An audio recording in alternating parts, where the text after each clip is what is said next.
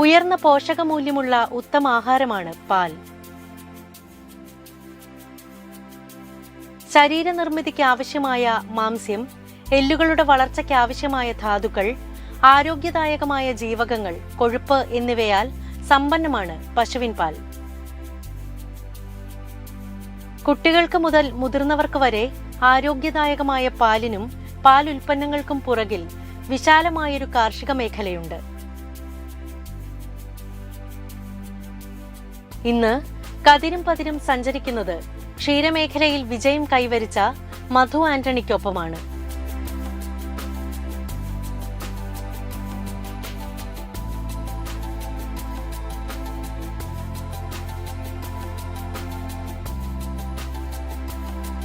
പാരമ്പര്യമായി കിട്ടിയതാണ് മധുവിന് ഗോപരിപാലനത്തോടുള്ള പ്രിയം. ഈ പ്രിയം ഇന്നാകട്ടെ ഈ ക്ഷീരകർഷകന്റെ വരുമാന സ്രോതസ്സായി വളർന്നിരിക്കുന്നു.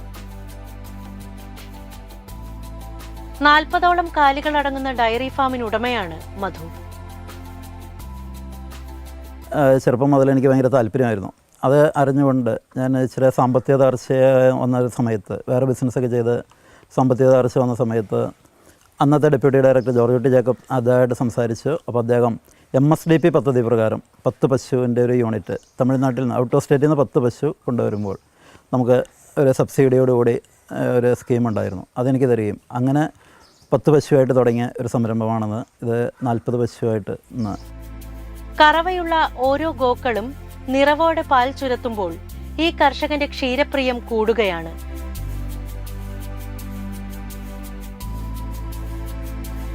520 ലിറ്ററാണ് മധുവിന്റെ ഡയറി ഫാമിലെ ഒരു ദിവസത്തെ പാൽ ഉൽപാദനം.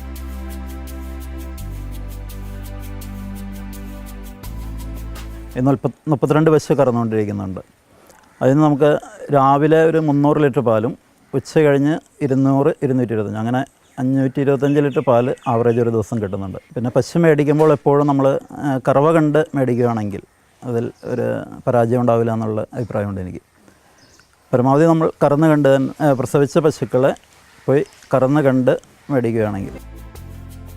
പാലുൽപാദനം വർദ്ധിപ്പിക്കാൻ കഴിഞ്ഞാൽ മാത്രമേ ക്ഷീരകർഷകർക്ക് ലാഭകരമായി മുന്നോട്ടു പോകാൻ സാധിക്കുകയുള്ളൂ. പക്ഷേ പാലുൽപാദനം വർദ്ധിപ്പിക്കുക എന്നത് കർഷകരെ സംബന്ധിച്ച് അത്ര എളുപ്പത്തിൽ സാധിക്കുന്ന ഒരു കാര്യമല്ലെന്ന് വേണം പറയാൻ. പരിപാലന മുറകളിലും തീറ്റക്രമത്തിലുമെല്ലാം കൃത്യമായ ശ്രദ്ധ നൽകിയാൽ മാത്രമേ ഡയറി ഫാം വിജയകരമാക്കാൻ പറ്റുകയുള്ളൂ.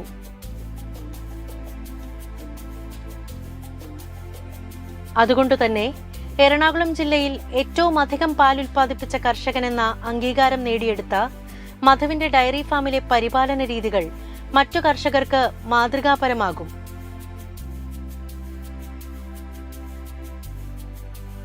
ഇനി അദ്ദേഹത്തിന്റെ ഡയറി ഫാം വിശേഷങ്ങൾ കാണാം.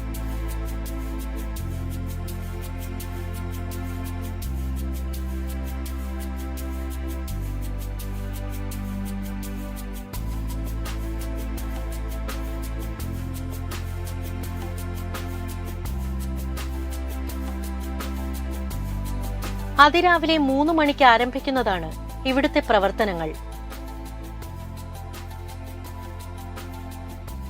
സായാഹ്നം വരെ നീളുന്ന പരിപാലനത്തിൽ കറവ, പശുക്കളെ കുളിപ്പിക്കൽ, ഫാം ശുചീകരണം, തീറ്റക്രമം ഇവയെല്ലാം ഉൾപ്പെടുന്നു.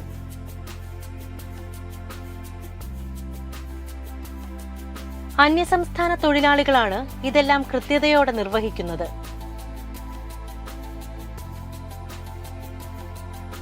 മേൽനോട്ടക്കാരന്റെ മുഖഛായകളില്ലാതെ മധു ഇവർക്കൊപ്പം തന്നെയുണ്ട്.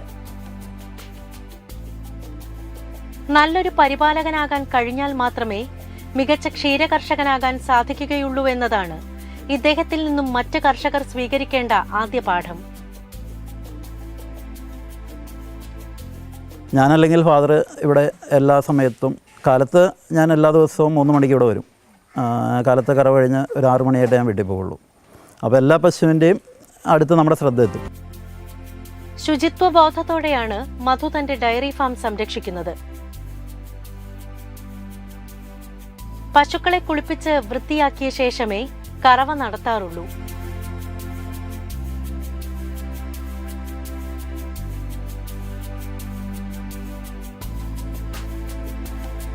പശുക്കളെ എന്ന പോലെ ഫാമും ശുചിയായി സൂക്ഷിക്കേണ്ടതുണ്ട്.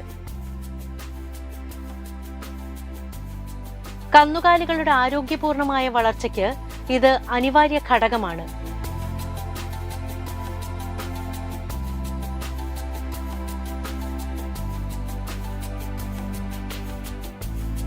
ദിവസത്തിൽ 2 നേരമാണ് ശുചീകരണ പ്രവർത്തനം ക്രമീകരിച്ചിരിക്കുന്നത്. ഇതുകൂടാതെ ഇടയ്ക്കിടെ ചാണകം ഫാമിൽ നിന്ന് നീക്കം ചെയ്യുന്നുമുണ്ട്. ഡയറി ഫാമിനോട് ചേർന്ന് തന്നെ ചാണകം നിക്ഷേപിക്കുന്നതിനായി ടാങ്ക് ഉൾപ്പെടുത്തിയിരിക്കുന്നതിനാൽ ചാണകം നീക്കം ചെയ്യൽ പ്രക്രിയ എളുപ്പത്തിലാക്കാം.